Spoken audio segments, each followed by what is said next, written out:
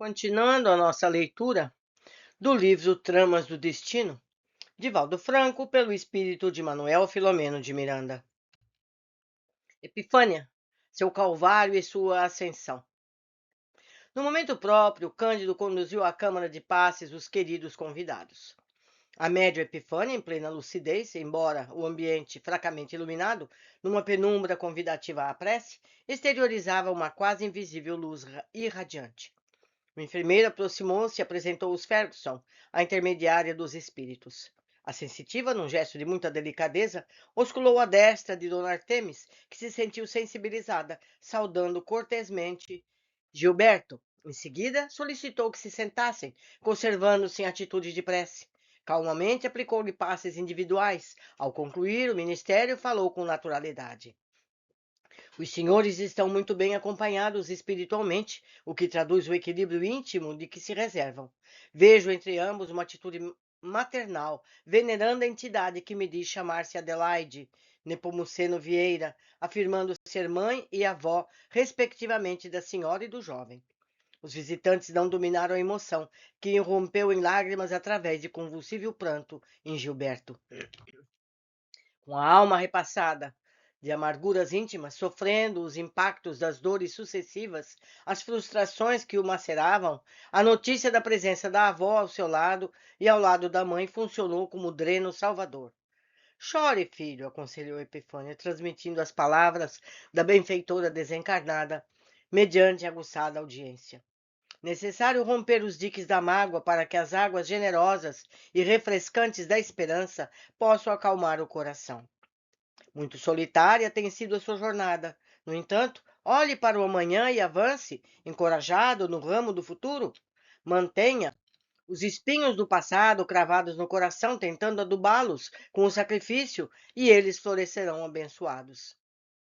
O sofrimento, a solidão, não são apenas impostas pela divindade, antes constitui corrigenda salvadora, com que a criatura se arma para cometimentos elevados. Quem não é capaz de superar pequenos óbices de sombra, não merece contemplar os horizontes infinitos da beleza. Jesus lhe ofertou por agora a colheita de frutos azedos, em decorrência da má sementeira do seu pomar de realizações. Todavia, faculta-lhe novo ensejo de produção. Use a lucidez, plante a semente da paz, com que enriquecerá os companheiros de lutas, adquirindo preciosos valores para entesourar no espírito. Os seus dias apenas começaram. Não recue a relacionar insucessos, avance a produzir oportunidades, abençoando sua atual existência com a alegria de sofrer e servir. Estão-lhe reservadas realizações benéficas. Prepare-se e ame, sirva ao bem indistintamente e aguarde. A hora máxima da noite é também o prelúdio do instante primeiro do dia. Siga o rumo da madrugada. O jovem readquirira o controle da emoção, procurava reter no espírito a inesperada mensagem que lhe constituía marco decisivo, divisor de águas na presente encarnação. Voltando-se para Dona Artemis, Epifânia gentilmente tomou-lhe as mãos frias entre as suas, em atitude de acolhimento e ternura. A senhora Ferguson recordou que esse era o hábito de sua mãe sempre que aconselhava os filhos, quando na terra. Estreitava-os no regaço ou lhes tomava as mãos como protegê-los, instilando-lhes força e coragem. Estava com o peito túmido e receava não aguentar tanta felicidade. O recinto, um santuário ameno, fazia-se antessala do paraíso. Pede-me a nossa bondosa Adelaide, prosseguiu a médium devotada, para dizer-lhe que toda cruz é símbolo de libertação. As duas traves que conjugam hoje para o sacrifício convertem-se depois em asas para a ascensão vitoriosa. Os espinhos da coroa de martírio, ao se cravarem nos tecidos sensíveis da alma, se transmudam em resinas balsâmicas que refazem por dentro para fora. Hoje não segue ao abandono a ninguém. Aliás, se encontra relegado. Temos estado juntas de mãos entrelaçadas, erguendo o fardo e conduzindo-o, subida acima, até o planalto do livramento e da liberação das dívidas. Na esfera dos sonhos, temos-nos encontrado, misturando nossas orações e ansiedades, quanto buscando atenuar os dissabores dos que não são caros. Lissandra e Rafael se redimem. O Calvário e a estação que precede a ressurreição em triunfo, a comunhão em júbilo entre os amigos e a ascensão em glória para todos nós. Não tenhamos pressa para que passe o cálice, antes nos encorajemos para sorvê-lo, trago a trago, gota a gota, até secar-lhe o conteúdo de fel e vinagre. O Espiritismo é a prova cabal do amor de nosso Pai, pelos homens em agonia, vencidos ainda pelo egoísmo. É a simbólica escada de Jacó para quem deseja abandonar os peraus pantanosos dos erros e erguer-se aos céus da felicidade, sequer sonhada. Não lamente pelos nossos enfermos. Agradeça a Deus o quinhão de bênção com que crescem para a verdade, por enquanto, através do que se convencionou chamar infortúnio, mas sem dúvida porta de acesso à paz. Perante as augustas leis, tudo se explica. O tempo nos dirá mais tarde o que o momento não pode nem deve elucidar. Tenhamos paciência, filha. Abrandamos a luz do Espiritismo. Incluímos Ermelinda em nossa melhor ternura, a irmã Cirineia, que se converteu em benfeitora dedicada aos nossos corações. O mesmo dizemos em referência ao nosso irmão Cândido, fiel discípulo de Jesus, a quem somos fundamente reconhecidos. Envolve-os a todos a afeição imperecível e a vibração de fé da mãezinha, avó e amiga Adelaide. Fenômeno compreensível enquanto Epifânia sintonizava psiquicamente ao ouvir, fez-se dócil instrumento para a psicofonia consciente, de que a entidade se utilizou com proficiência e sabedoria. Revivia-se ali o cenário antigo do cristianismo primitivo, quando não havia barreiras para o intercâmbio sistemático entre os espíritos veneráveis e os trabalhadores fiéis, encarregados de espalhar as notícias do reino na terra e velar pela plantação da paz nos corações. Dona Artemis, ao despedir-se, retribuiu o beijo no início e segurou seu filho, a fim de afastar-se do local consagrado à caridade moral e espiritual do império de forte emotividade. Despediram-se de Cândido, rumando ao lar, sob o dossel das estrelas, com a alma luanizada e em paz. Nada comentaram no percurso, nem poderiam fazê-lo. Só os profundos silêncios falavam as grandes e intraduzíveis gratidões. Ermelinda, que os aguardava, inteirou-se das notícias ditosas, assim participando da aventura que os dominava literalmente. A mediunidade de Epifânia transcorria em clima de bênção após sucessivos embates. De formação católica, a princípio, sofreu por muitos anos, procurando explicação para os fenômenos mediúnicos de que era objeto e que a afetavam muito com sua carga de aflições. Crente na interferência diabólica, supunha serem demônios maus que a estavam seduzindo, os espíritos que lhes apareciam e a influenciavam, embora a negativa destes. Assustada pelo sacerdote quanto às armadilhas satânicas de que devem livrar-se as almas por meio das penitências, jejuns, orações, mais se lhe aumentavam as percepções sobre a rigorosa dieta espiritual. Com a adolescência, defrontando antigos adversários, sofreu construções tormentosas e complexas, investidas dos malfeitores desencarnados. Por diversas vezes planejou auto-aniquilar-se, por cujo meio esperava fugir os constrangimentos e dores. Tornou-se arredia, não obstante amável, silenciosa e triste. Simultaneamente, registrava a presença de magnânima religiosa desencarnada que a sustentava com diretrizes e conselhos sábios. Com sacrifício, renúncia, superou as dificuldades de entendimento espiritual, passando a confiar na aristocrática benfeitora. Só mais tarde veio a saber tratar-se da mentora, que lhe sustentava a tarefa, a quem se vinculava por liames expressivos desde alguns séculos de evolução. Ao completar 14 anos, desencarnou sua irmã, vitimada de cruel obsessão, que culminou em infeliz suicídio. O choque desarticulou-a, levando-a ao leito. Nesse comenos, pessoa dedicada fez que a família recorresse ao espiritismo, dando-se início ao exercício e desdobramento correto das suas faculdades mediúnicas. Submetendo às severas disciplinas com que procurava educar hábitos e vontade, assiduidade e método no compromisso assumido, libertou-se das impertinentes perseguições dos inimigos desencarnados, adquirindo a grande esforço o necessário equilíbrio dos sentimentos e da razão, mediante o qual prosseguia intergérrima. Prosseguia firme. As dificuldades, porém, não cessaram aí, antes aumentaram. Buscando um trabalho digno na repartição pública, a fim de poder dedicar-se com afinco ao ministério espiritual, quando lhe permitisse o tempo, sem necessitar depender economicamente dos familiares ou dos amigos, ofereceu-se à causa com incomparável devotamento.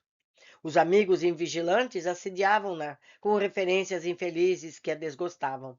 As calúnias lhe rondavam os passos reiteradas vezes, e a bajulação dourada a perseguia, defrontando sua tranquila resistência. Pessoas imprevidentes censuravam-na por conservar-se solteira, correndo perigos desnecessários, conforme asseveravam, servindo de instrumentos dóceis aos adversários da luz, sem se darem consciência das atitudes reprimíveis, reprocháveis, ou seja, que não é adequada. Mais de um cavalheiro prendeu-lhe a mão para matrimônio. Ela resistiu, estoica, embora dotada de meiguice, de um profundo sentimento de amor em plenitude. A mulher somente se realiza quando se consorcia e se torna mãe, diziam os familiares, os amigos impertinentes, fazendo coro a esse tipo de pessoa que sempre tem solução para o que supõe ser problemas alheios, jamais para suas necessidades. Ela se excusava, fazia-se desentendida e prosseguia inalterável. Quando desejar casar-se, murmurava o insistente, outros já estará velha, tarde, portanto demais. Quem a quererá? Sempre aparecem os que se procuram, bem se vê, negativamente com o próximo, raramente objetivando auxiliar, com um sincero desinteresse, sem paixão pessoal. Ignoravam esses companheiros o seu cavalo íntimo.